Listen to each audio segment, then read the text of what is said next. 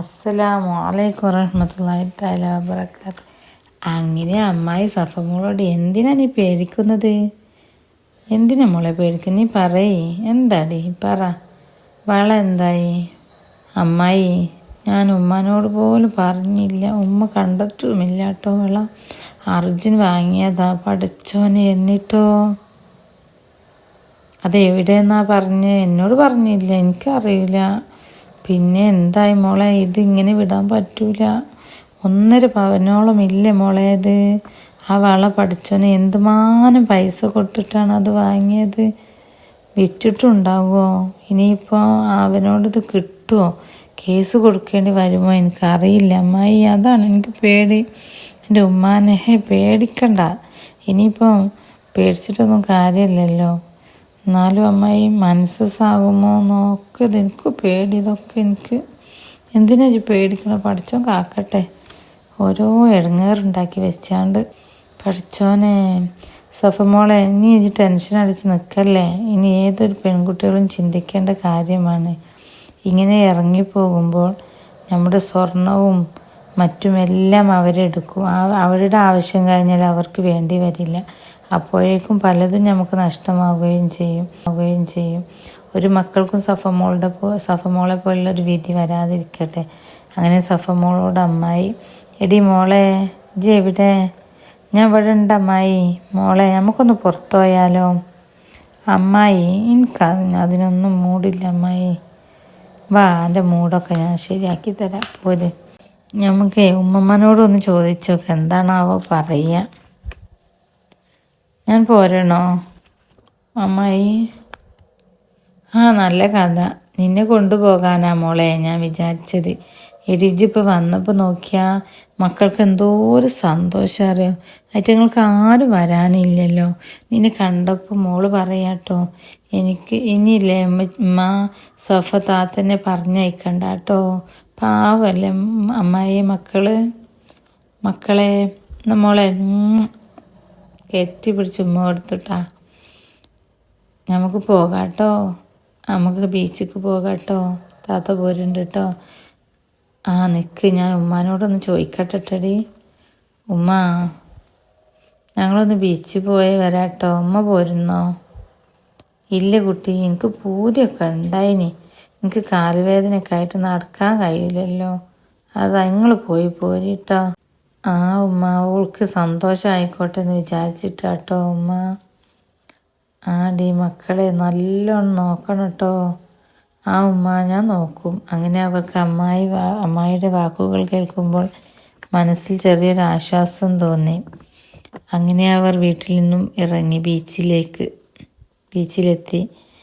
അവിടെ കടലിൻ്റെ ഇടയിൽ കൂടെയൊക്കെ നടക്കുമ്പോൾ കടൽ പാതയിലെ തണുത്ത കാറ്റ് അവളുടെ മുഖത്ത് തട്ടിയപ്പോൾ പുഞ്ചിരി വിരിഞ്ഞു. ഇപ്പോഴെങ്കിലും എൻ്റെ ഹൃദയം ശാന്തമാകട്ടെ പഠിച്ചോനെ, അവൾ മനസ്സിൽ പറഞ്ഞു.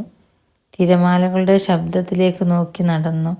അമ്മായി, മോളെ, ഇതൊക്കെ നോക്ക്. അമ്മായിയുടെ വാക്കുകൾ അവൾ ലയിച്ചു.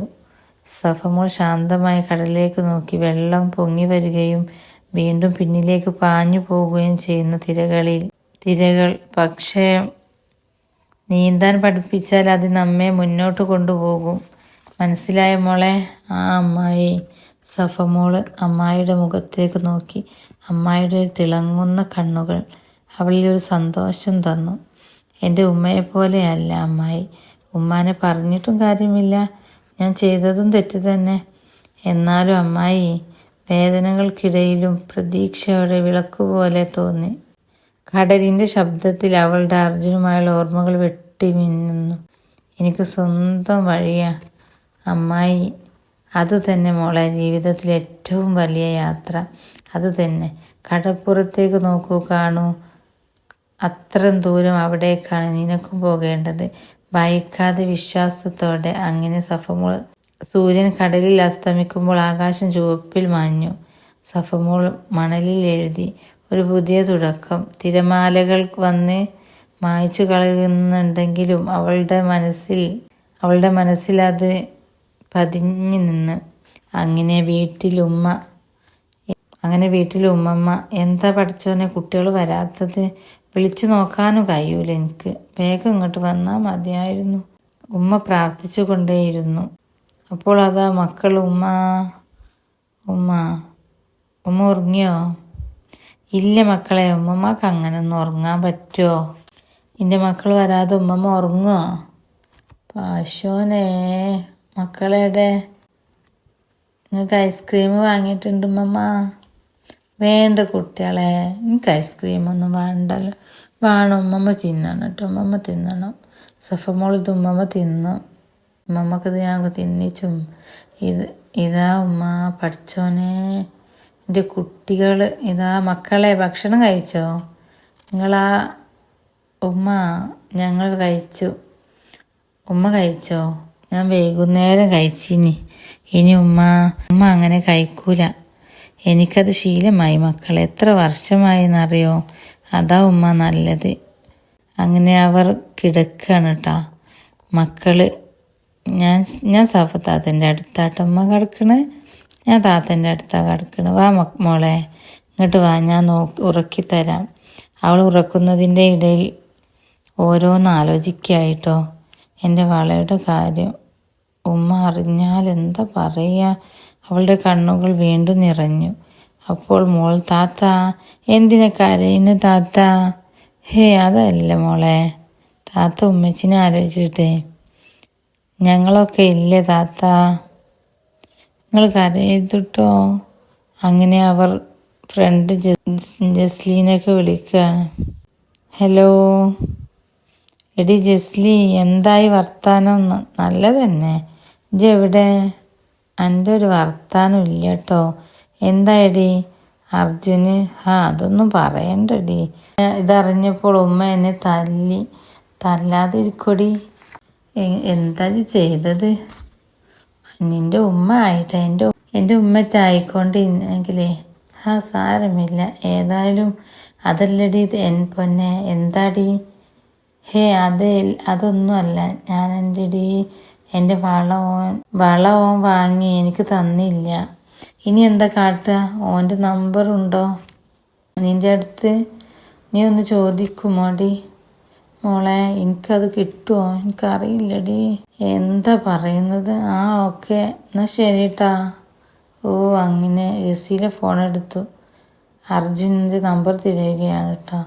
ജെസ്സിയിലെ ഫോണിൽ നമ്പർ ഡയൽ ചെയ്തു. അർജുൻ ഫോൺ എടുത്തു കേട്ടോ. ഹലോ, ആരാ? ഞാൻ ജെസ്സില, സഫയുടെ സുഹൃത്ത്. എനിക്കറിയാം. ഒരു നിമിഷം അർജുൻ മിണ്ടാതെ നിന്നു. നീ അവളുടെ വള എടുത്തിട്ടില്ലേ? അത് എൻ്റെ കയ്യിൽ തരാൻ പറഞ്ഞിട്ടുണ്ട്. ഏത് വള? ഞാൻ എടുത്തിട്ടില്ലല്ലോ. അർജുൻ, നീ കളവ് പറയുന്നുണ്ടല്ലേ? ഞാൻ കണ്ടിട്ട് അവളുടെ കയ്യിലെ വള കാണാഞ്ഞിട്ട് അവളോട് ചോദിച്ചപ്പോൾ അവൾ പറഞ്ഞതാണ്. അത് ഞാൻ എടുത്തിട്ടില്ലെന്ന് അർജുന്. എനിക്കറിയില്ല, എനിക്ക് തന്നില്ലല്ലോ എന്നും അർജുന് പറയാട്ടോ. എനിക്ക് എങ്ങനെ പറയാന്ന പഠിച്ചോന്. അങ്ങനെ ജസീന ഹലോ എടി സഫ, നോക്കടി എന്തൊരു കളവാടി ഓൻ പറയുന്നത്. എനിക്ക് തന്നില്ലാന്ന്. അവളുടെ വളേ എനിക്കറിയില്ല എന്തൊക്കെയാ പറയുന്നത്. എടി എന്താ ചെയ്യാ? എനിക്കറിയില്ല എന്തൊക്കെയാ പറയുന്നത്. എന്താ ചെയ്യാ?